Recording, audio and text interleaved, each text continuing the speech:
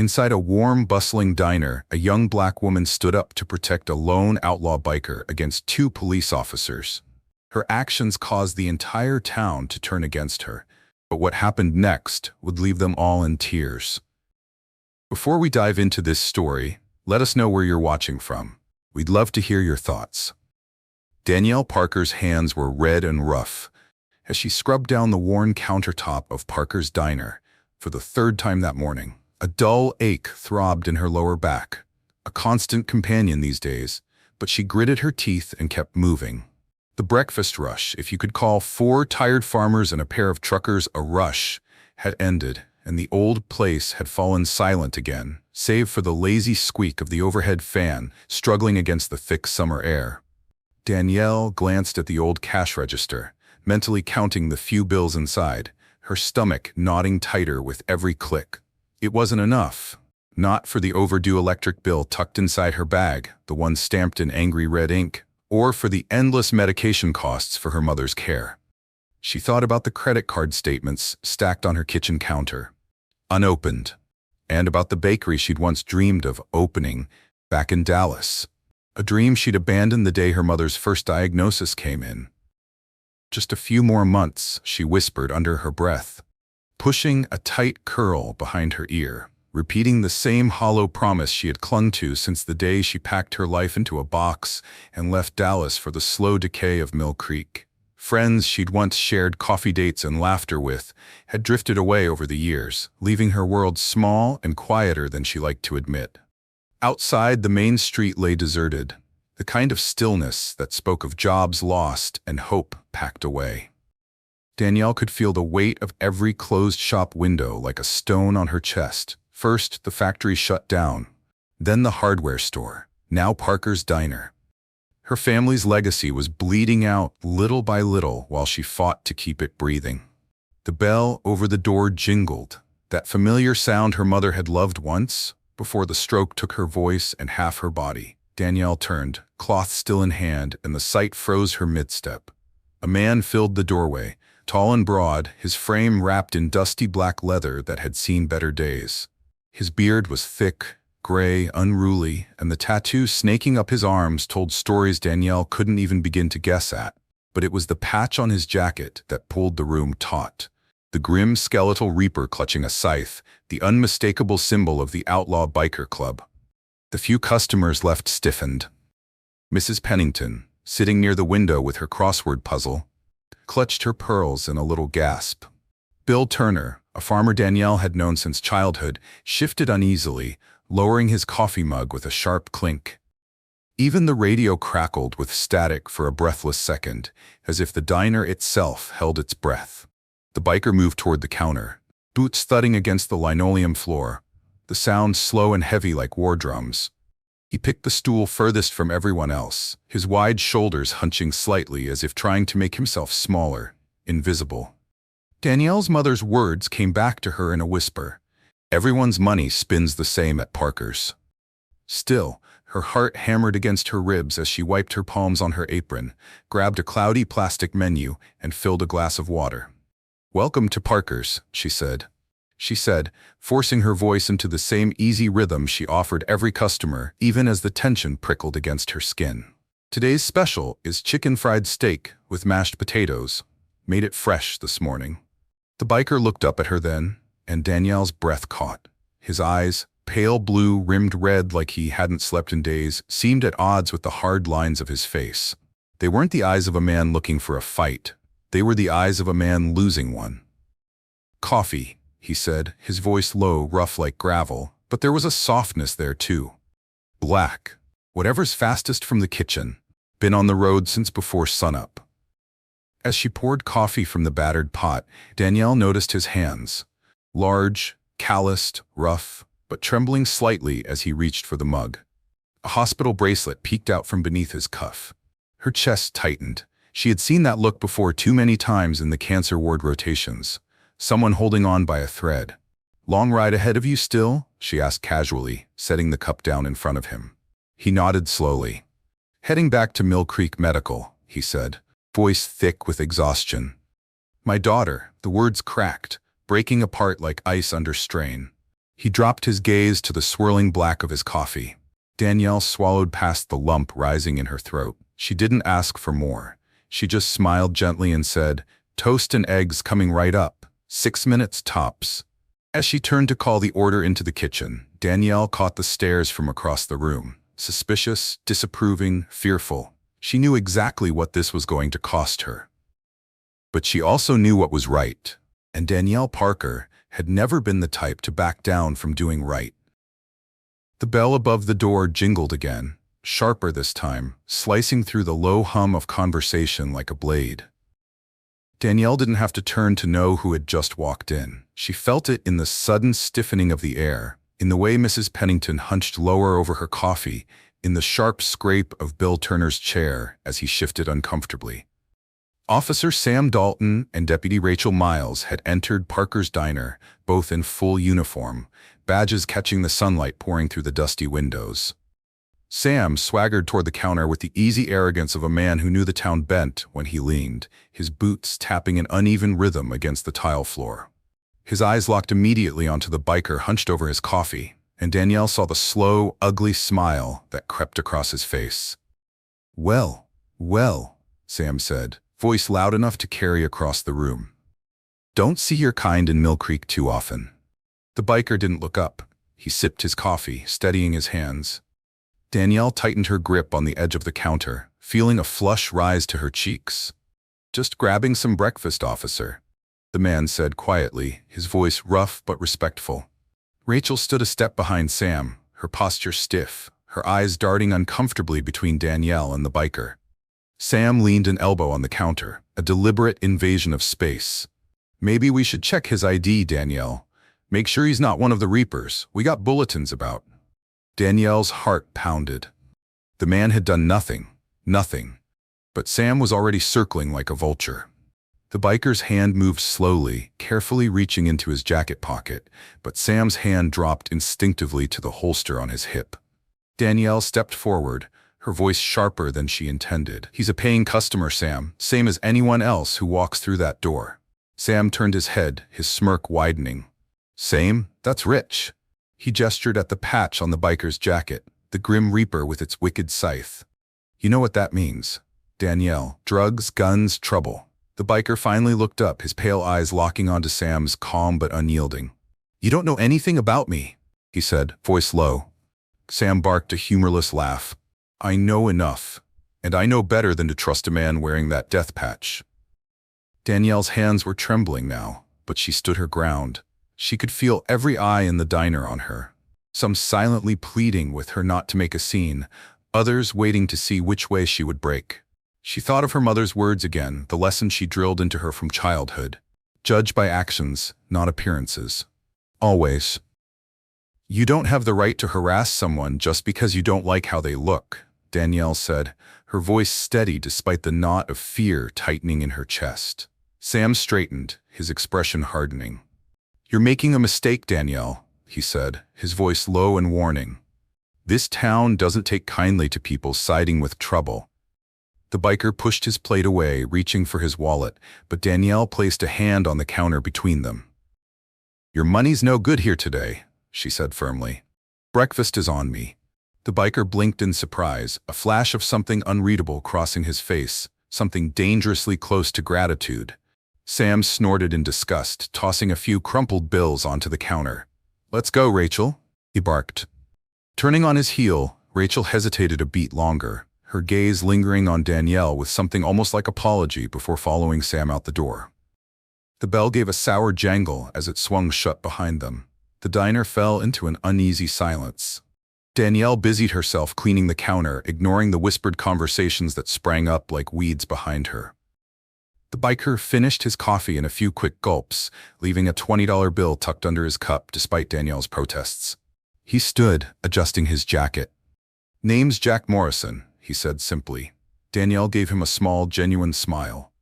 "Danielle Parker, safe travels, Mr. Morrison." Jack nodded once, a deep, solemn gesture, then turned and walked out into the blazing afternoon sun. Danielle watched him go, a tight ache blooming in her chest. She had no illusions about how this would play out. Small towns had long memories for things they didn't like, and short tempers for those who crossed unspoken lines. And she had just drawn a big, bold line in the sand. The afternoon wore on, slower than molasses. The few customers who trickled in, offering tight smiles or none at all. When Danielle finally flipped the open sign to close that evening, she sat heavily in one of the booths and dropped her face into her hands. She hadn't wanted a fight. She didn't need another enemy.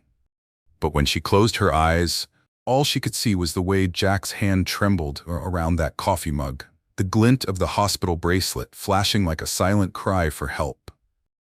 She remembered the countless times in the hospital back in Dallas when strangers had shown her small kindnesses at her lowest moments, and she knew she couldn't have done anything differently, even if it cost her everything. As Danielle locked up for the night, she noticed something taped to the glass door, a crude piece of cardboard with angry red letters scrawled across it. No biker lovers, no troublemakers. Her stomach dropped. She ripped it down, crumpling it in her fist, but the message burned itself into her memory. All the same, trouble had found its way to Parker's diner, and Danielle knew this was only the beginning. But deep down, even through the fear and the doubt, she felt a stubborn ember of something stronger begin to glow. She hadn't backed down today, and she wouldn't back down tomorrow either. That night, long after the last light in the diner flickered out, Danielle made her way through the quiet halls of Mill Creek Medical. The fluorescent lights above buzzed faintly, casting a pale wash over the linoleum floors, and the scent of antiseptic clung to the air like memory. She paused at room 214, her fingers brushing the edge of the door frame before gently pushing it open. The room was dim, save for the soft glow of the monitor beside the bed and the steady beat that marked each breath. Her mother still managed to draw breath. Gloria Parker lay motionless, eyes closed, her once powerful frame now fragile beneath the hospital blanket. Danielle moved to the bedside, pulled a chair close, and sat, slowly reaching for her mother's hand. It felt warm but distant, like holding on to something already half faded. "Hey, Mom," she whispered, her voice cracking as it caught in her throat. "It's me." Her thumb gently stroked the back of her mother's hand. A gesture she remembered Gloria doing for her when she was sick as a child. "Rough day at the diner," she murmured. I might have picked a fight with the sheriff," she added with a small, tired laugh. "Not on purpose, I swear. But you raised me to speak up when something's wrong. And today there was this man. Big guy, biker, looked like trouble to everyone else." Danielle paused, swallowing hard. But he wasn't. He was just a dad. His daughter's in bad shape at this very hospital, stage 4 cancer, and the way those cops treated him, Mom, like he wasn't even human. The monitors clicked softly, indifferent to her words, but Danielle pressed on, her voice steadier. "Now I don't know if I did the right thing.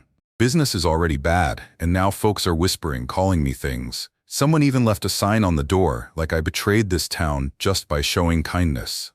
Her eyes burned, and she blinked quickly, refusing to let the tears fall. "But I remembered what you always said.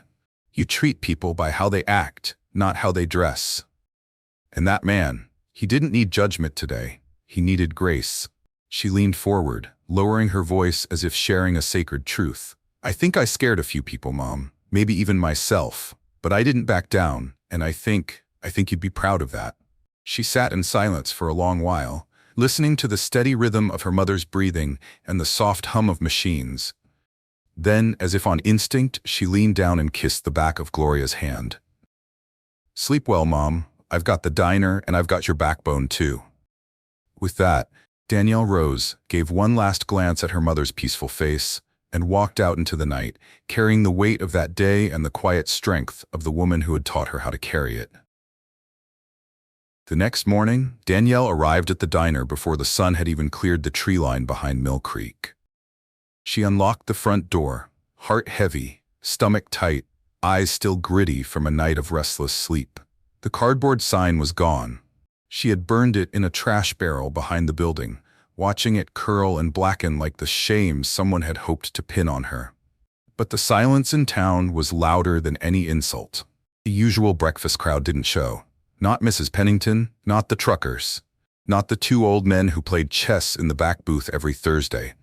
By 9 a.m., the coffee had gone cold and untouched. By 10, Danielle had begun wiping already clean counters just for something to do. At noon, she stood alone behind the register, staring at the near-empty tip jar and wondering how long she could keep this up before the lights flickered out for good. Then the bell rang. Danielle looked up, expecting maybe a lost traveler or a delivery mix-up, but instead 2 strangers stepped inside. The man was in his 50s, tall, lean, weathered in the way men get from years on the road. His jeans were faded, and his jacket bore the small silver skull pin of the Grim Reapers, understated but unmistakable. Beside him stood a woman, same age, long gray hair pulled into a braid that hung over her shoulder. She wore a denim vest patched with the same insignia, but her eyes were soft, her smile gentle. "Danielle Parker?" the man asked. Danielle nodded, unsure, tension creeping back into her spine. "I'm Ray Morrison. This is my wife, Linda, Jack's brother." Danielle's shoulders eased just slightly, and she stepped out from behind the counter. They shook hands, firm, warm, respectful. "Jack told us what happened," Linda said. "He wanted to come himself, but he's still at the hospital with Jessie." Danielle's expression softened. "How is she?" Ray's face clouded just for a second. "Stage 4. They're trying something experimental. It's the last shot." Danielle swallowed hard, her chest tightening. "I'm so sorry," she said quietly. "He said you were kind to him," Linda continued, "when no one else would be. Said you stood up to the police for him. That you didn't look at the patch. You looked at the man." Danielle gave a small shrug. "Didn't seem like he needed a fight. Seemed like he needed a meal."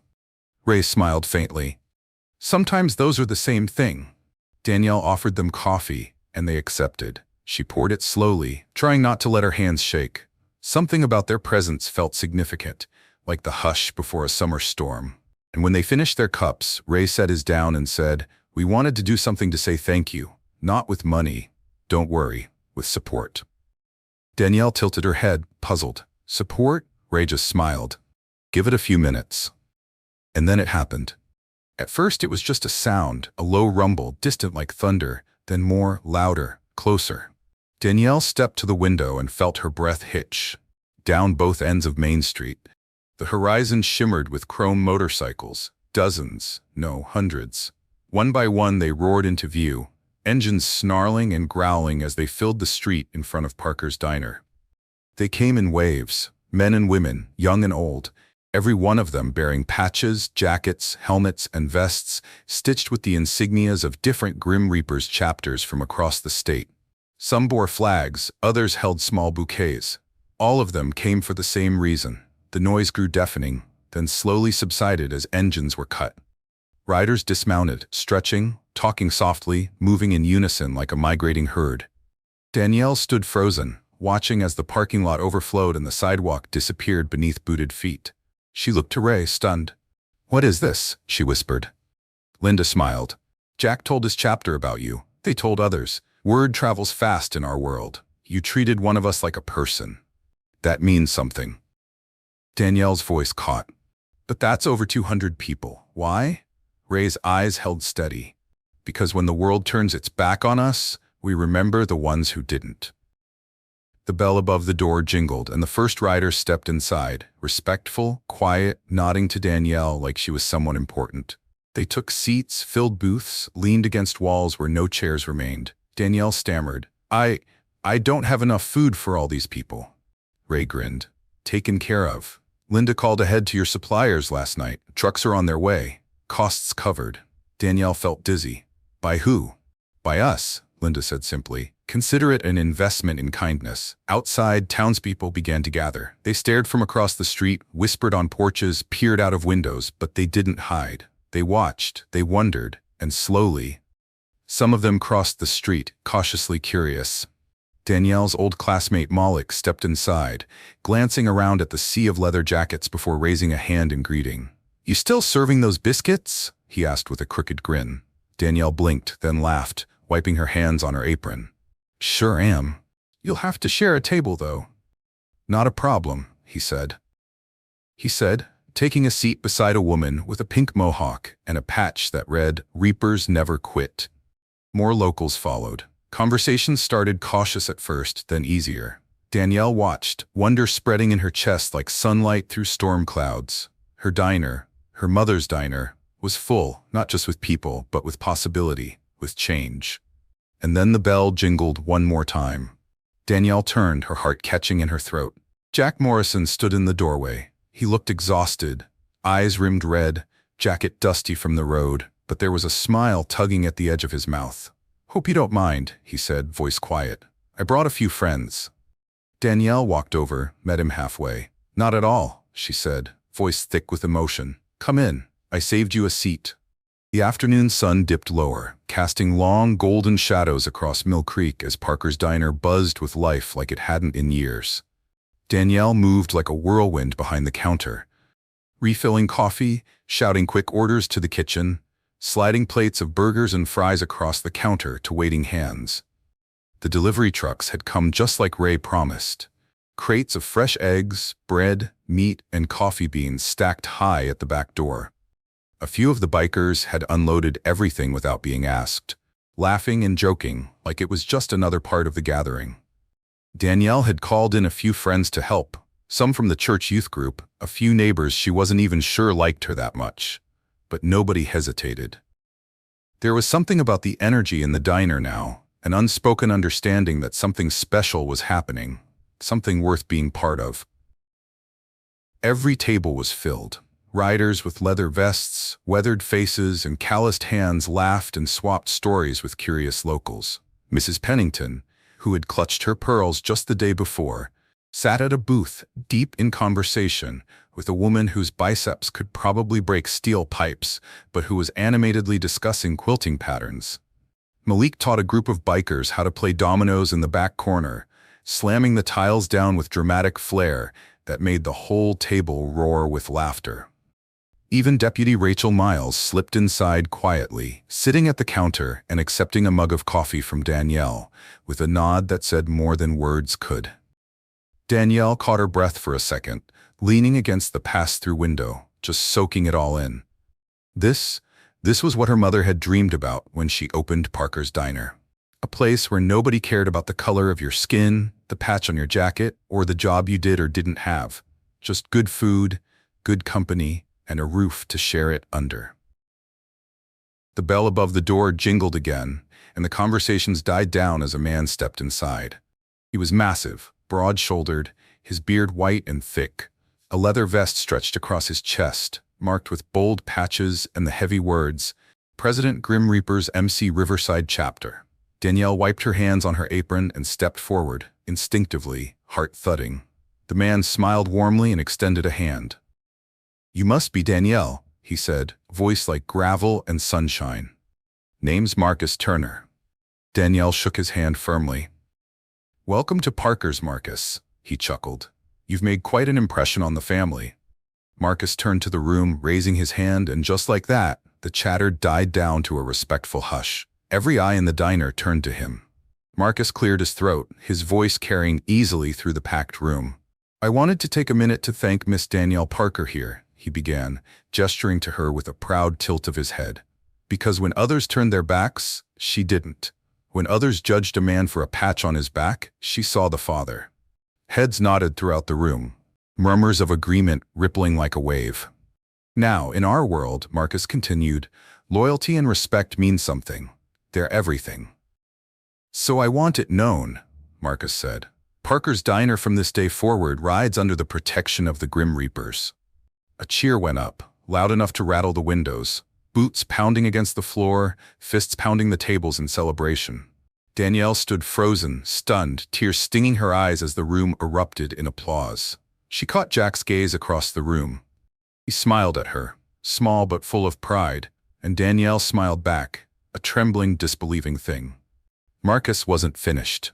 He waited for the noise to die down, then said, "And if anyone in this town has a problem with that, they'll have a problem with all of us." His tone was firm but not threatening, just a simple statement of fact. He turned and looked directly at Deputy Rachel Miles, who sat stiffly at the counter, coffee halfway to her lips. Rachel swallowed hard, but nodded once, slowly, her eyes dropping to the mug in her hands. Satisfied, Marcus smiled and turned back to Danielle. "Now," he said, grinning wide enough to flash a gold tooth, "who's ready for pie? I heard there's no better slice in 3 counties."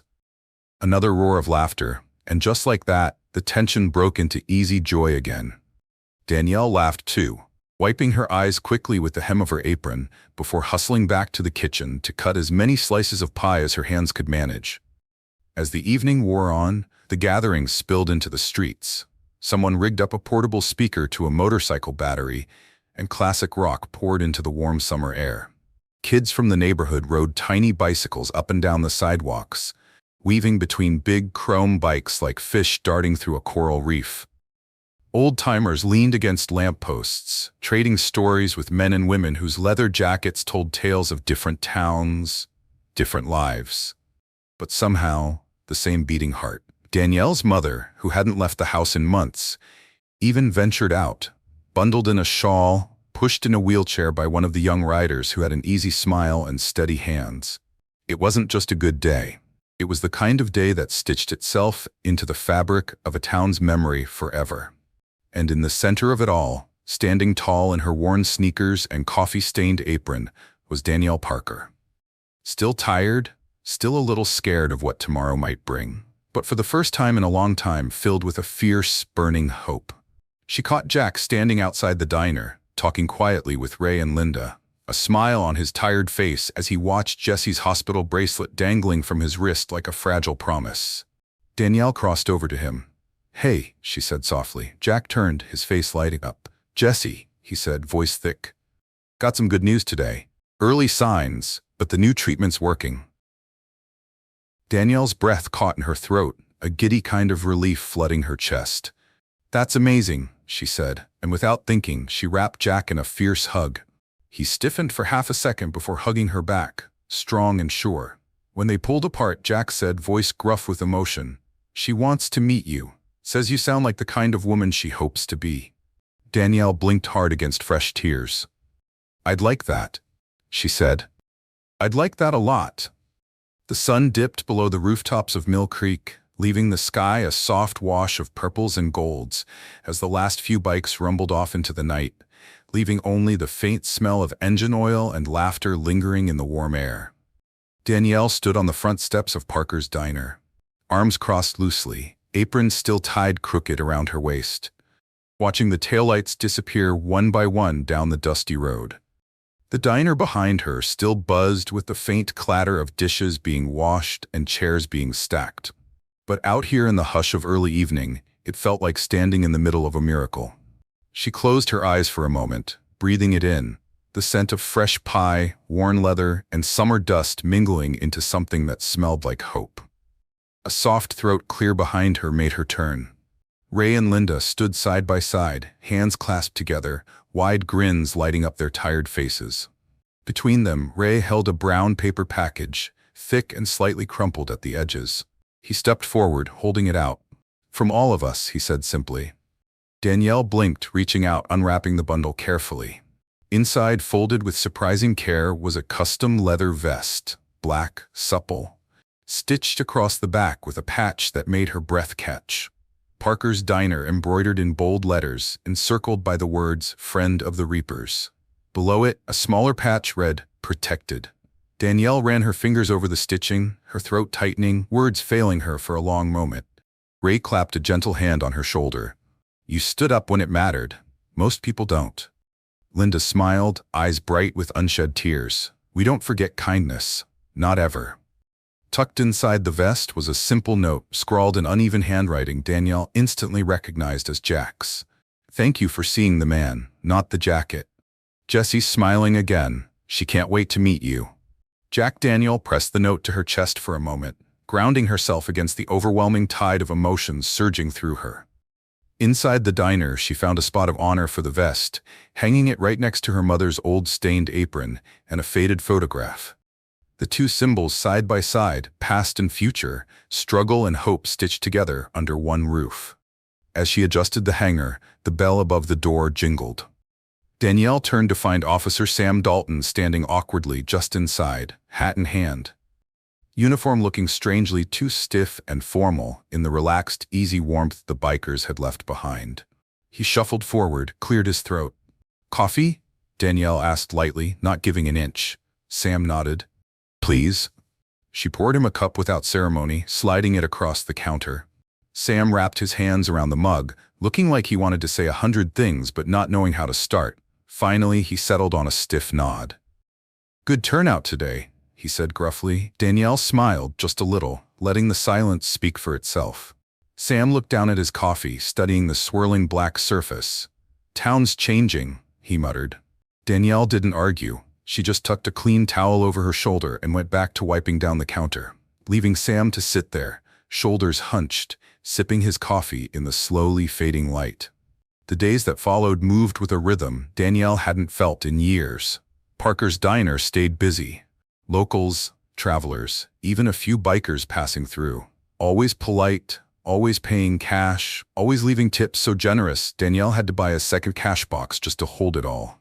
Word spread about the little diner with the big heart, and slowly Mill Creek's icy walls began to thaw. Mrs. Pennington became a regular again, bringing fresh pie recipes to trade. Bill Turner brought his grandkids to marvel at the motorcycles lined up on weekends. Deputy Rachel Miles started dropping by in plain clothes, leaving her badge and tension at home. And through it all, Danielle remained the steady heartbeat at the center. She served coffee, she flipped pancakes, she laughed and listened and lived. And every so often she would glance at the leather vest hanging on the wall, feel the solid weight of it in her chest, and remember that sometimes the smallest moments, a hot cup of coffee, a kind word, a refusal to look away, could change everything. Because at Parker's Diner, it wasn't about the patches on your back, the color of your skin, or the mistakes you carried like old scars. It was about what you did when someone needed you. It was about showing up, standing up, and offering a seat at the table. No judgment, no fear. Just a plate of good food, a warm smile, and a place to be seen. And maybe, just maybe, that was enough to change a town. Maybe even enough to change the world. One cup of coffee at a time. Join us to share meaningful stories by hitting the like and subscribe buttons. Don't forget to turn on the notification bell to start your day with profound lessons and heartfelt empathy.